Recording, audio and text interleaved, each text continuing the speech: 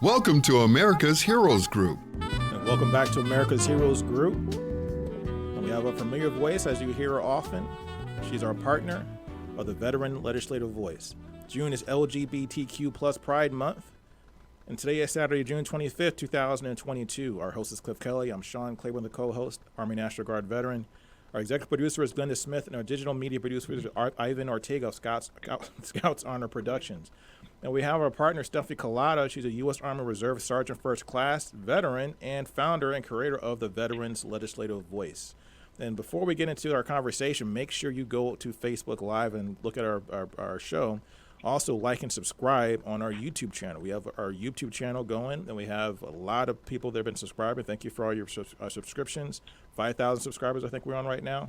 So continue to like and subscribe. Let us know in the comments what you want to hear about and also what you like and don't like, and comment on the things we're talking about. We have a lot of things we can do as veterans in the veteran community, and also we can do a lot more to support our country and the mission after service. So, Stephanie, how you doing? Doing good as I can be with the recent current events. A lot of stuff is going on. So you want to talk about how we can get to know our electoral candidates. Now, one thing I mentioned before is to give perspective of things, is that we can elect the president, we can elect the Congress, we can't elect the Supreme Court. So Correct. What's the strategy? How do we, from your legal mind, what do we need to be talking about and doing to make better changes? Well, the thing is that we elect the senators that appoint the Supreme Court justices. We also elect the president who appoints them. So it's one of those things that we really have to focus on the trickle-down effect of who we're picking as our elected officials and whether their values meet your values. Of course, yes, because the Supreme Court overturning of Roe v. Wade and everything that's gone along with it has been really stressful for everybody. The thing is that Congress or media elected officials try to codify abortion and the rights towards abortion and things like that. Codify, by what I mean, is putting it into actual code law so that we're not depending on a Supreme Court case. Mm-hmm. Do you see a possible future where, because essentially the Supreme Court just said, okay, there is no federal protection of abortion, so now we're pushing it back on the states. The states can make up their own rules and do what they want to do. That one state or one, because one thing is cool about our country is that, and this is not necessarily an argument for states' rights, is that, or against states' rights, but when you have these different governments in different states, you see what works and what doesn't work. You see the mistakes that other states make and see what the consequences are of those mistakes and see what the successes are in other states. Is that a possible scenario in your eyes? Yes, I can see that very much, because those states that are losing populations by moving out, they're leaving, and then you are losing their potential taxes to help fund that state. So if those people do leave for states that actually better meets their needs, that will definitely hurt states, and they could see that. Also, those that cannot leave the state because they're disabled, they're too poor, they're not really financially prepared or ready or able to do those type of things, it's going to hurt the state more, because that amount of available tax funding or funding from taxes are not going to be coming in. So states like Mississippi, for example, is greatly hurting because they have the lowest population for average income. They have the highest amount of poverty and a lot of other issues on top of that. And you can see that with their state, because they can't manage their roads. They can't manage the bridges and keep that infrastructure going. So those type of things factor into what they do as a state. I think it's really important that you talk about getting to know your electoral candidates, because everybody, Cliff says it all the time. He's been a politician, was the alderman in my neighborhood. I live a few blocks down from where he lives. And the thing that he always talked about was the fact that he believed in a lot of times that the local elections are more important than a lot of the statewide, even federal elections. Because what goes on at the local level affects everything else. That's the roots of the tree, so to speak. Yes, it's very true, because you can look at New Orleans. their local officials did not properly maintain their infrastructure. So when a hurricane like Katrina happened, they were not able to maintain, support their residents, and really ensure safety of their residents. If you have bad officials at the local level, I mean, it goes all the way up to a federal case. I mean, I'm not sure about you, but I was called up for Katrina when that happened. So a lot of reservists and guardsmen and even Marine reservists, I've known a few that actually was sent there, they were called in to support the local areas because the local officials could not actually do their jobs, or they did not do their jobs because bad ones were elected in. Mm-hmm. I remember General Honorary doing his tour there and trying to help out as best he can, given leadership when there seemed like there wasn't a lot of leadership going on. And Negan, the governor at the time of Louisiana, losing I think he lost after that. That was his last. I think was that his last year? Do you remember? Mm-hmm. I think so. Yeah. Wow. That's and, but how do you? What's the step of trying to? This is the thing. Okay. So when I go to vote, and I'll be honest. You can send me nasty grams on social media, whatever. I could care less. But this is how I vote for judges. I go in because of my personal experiences. I can go into details, but that's a whole other story. I go into the booth. When I look at the judges, there's a certain judge you can vote for. If it's a guy, I'm not voting for him. If it's a lady, I'll vote for him. And I just do that because I have no idea who the hell these people are. Yes. And I've never I never had a good time in front of a male judge. Yeah. And I don't know his name. I don't know his name, but I'm not going to vote for him. Yeah, and that happens so often with political parties. If judges, they don't technically have political parties, but they are conservative and liberal labeled judges. Now that happens a lot with regular political candidates, that they will only vote red, or they will only vote blue, or they only vote third party. A lot of people don't vote third party because they think they're throwing their vote away. When the funny part is the majority of people that think that end up voting for the two-party system, and that actually could have supported a third-party system if they actually focused on it. Mm-hmm. It's frustrating. So I like the example of the elected judge because I'm trying to remember that case of the college swimmer who got a light sentence, like 6 months for raping someone. Oh, yeah. And this was in California, I believe, Southern California University, I think, with the swimmer. And that judge faced so much hell after that happened, he was voted out. And that happens a lot when people have issues with their judges for cases like Child Protective Services cases. If those things are happening because a lot of people face racist prejudice when those things happen, and a few cases has happened in Texas. And so those families who were negatively impacted by bad judges, they threw a campaign and got those judges elected out. Wow. So it is possible to improve your local and state support system because of this. It happens, and it's really great when that happens. I'm proud to be from Jacksonville, Florida. That mayor that was there, Mayor Delaney, I still remember his name when I was a preteen. Mm-hmm. He did so much work. At the time, Jacksonville was the top 10 murder city, capital in the U.S., had one of the worst rush hour traffics and issues and infrastructure issues.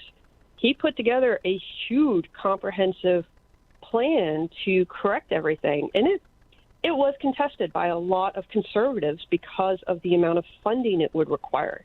But you know what? Jacksonville came off the murder list. They're not doing as well as they are anymore, but they fell off the murder capital list. They have one of the best rush hour traffics. They have a lot of great things that's happening in that city because their residents picked a great mayor to set that city up for success. Yeah, I think that's really important. And also going back to that's where the Trayvon Martin case happened. Yes.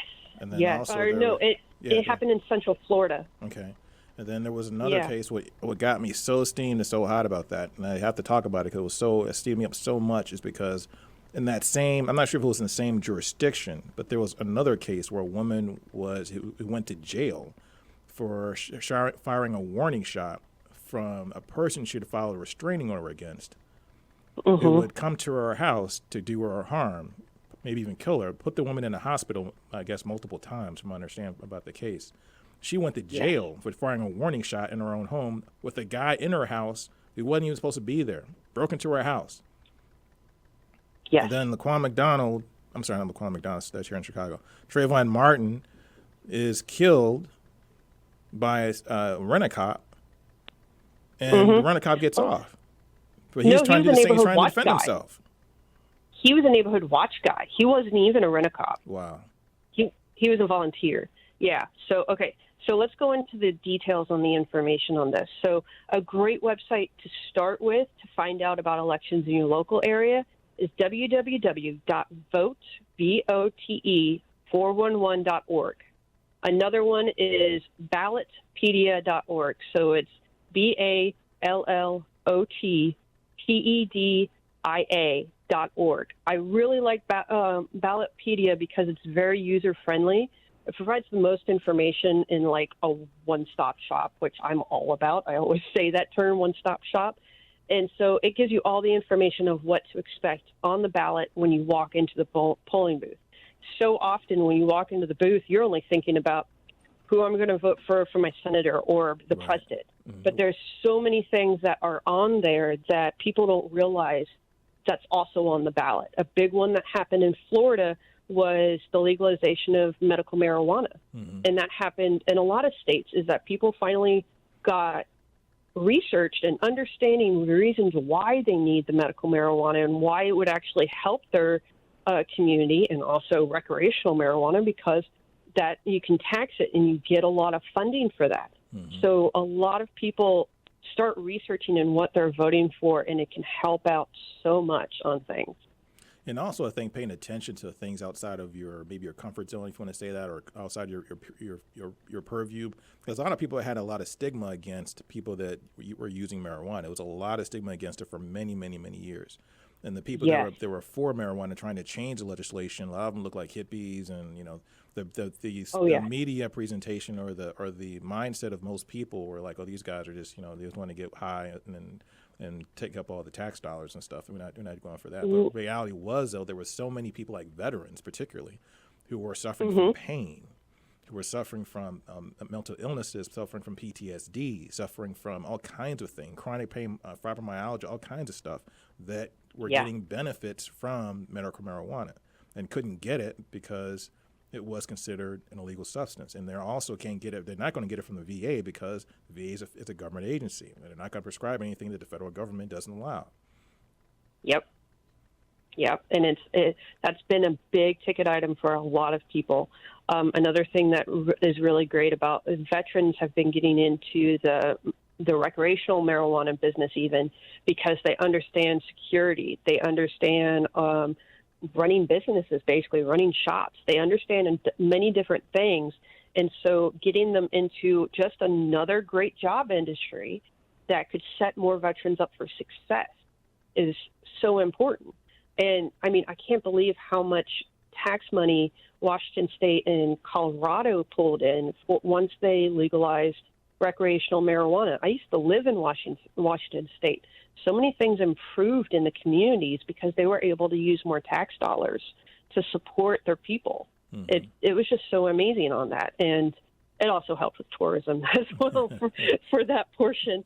So it's really important for people to understand that. Another thing that I do want to harp on, because we talked about senators on actually confirming Supreme Court justices, understanding what your incumbent elected officials vote on. It's so important to understand this. So what I'm always on is congress.gov. Anyone can create an account. You can search bills, resolutions, all sorts of things, and there's a lot of really good information. You can even put in alerts. So if you're really interested about one particular bill, you save the alert. You get an email every time it's moved, every time it's updated. It's really great.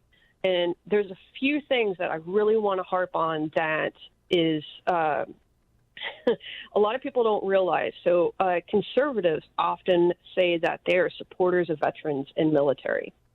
Mm-hmm. I can give you a couple of examples that they might not be. There was a bill called the Guard and Reserve GI Bill Parity Act of 2021. Okay. Over 150 Republican representatives voted against this bill.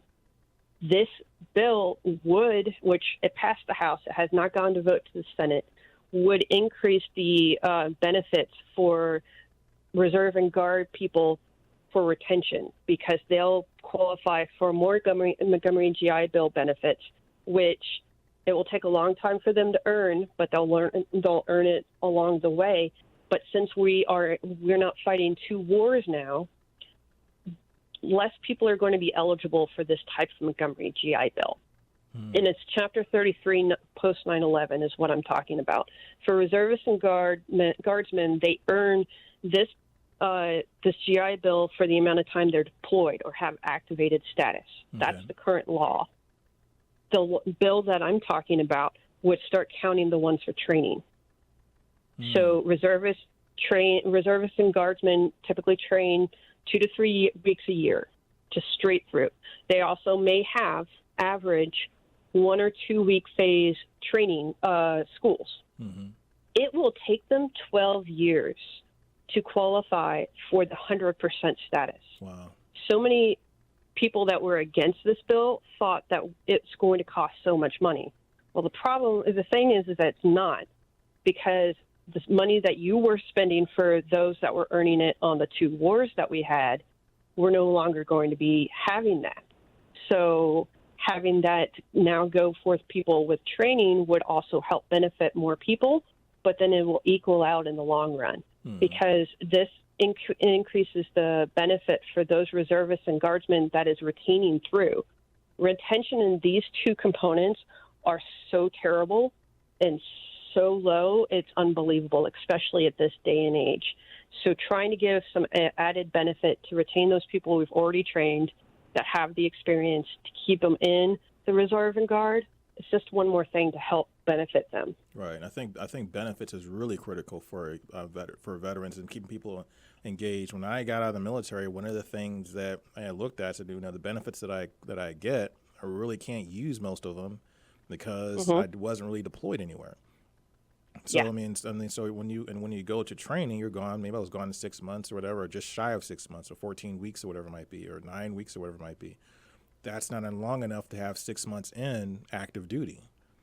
No, and it doesn't count. Majority of benefits when they start looking for active duty time for reserve and guardsmen. A lot of the times, the training doesn't count.